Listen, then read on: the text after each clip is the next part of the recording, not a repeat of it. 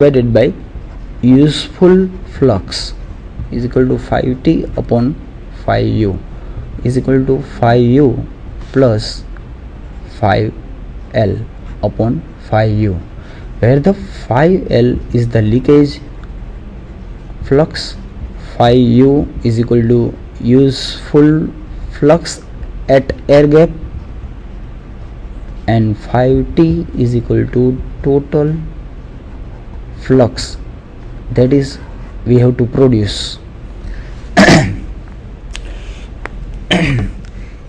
લેમ્બડાની value જે છે તે બિટવીન 1.1 ટુ 1.5 રાખવામાં આવે છે અને એને આધારે ગણતરી કરવામાં આવે છે કે આપણે રિક્વાયર્ડ ફ્લક્સ કેટલી રાખવી છે.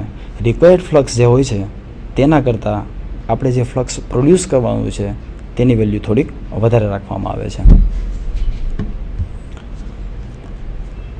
હવે જ્યારે મેગ્નેટિક ફ્લક્સ જ્યારે મેગ્નેટિક સર્કિટની અંદર ફ્લો થાય છે ત્યારે એટ ધ એર ગેપ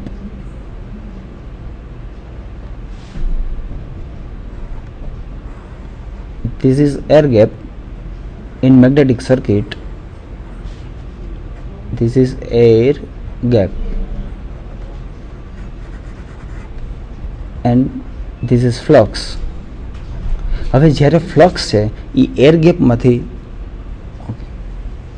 જ્યારે ફ્લક્સ એર ગેપમાંથી પાસ થાય છે, જ્યારે ફ્લક્સ એર ગેપમાંથી પાસ થાય છે ત્યારે અહીંયા એ ફ્લક્સ એર ગેપમાં સ્પ્રેડ થાય છે, થોડીક સ્પ્રેડ થાય છે, મતલબ કે એનો એરિયા વધી જાય છે, ફ્લક્સનો એરિયા વધી જાય છે, જેને ફ્રિન્જિંગ કહેવામાં આવે છે.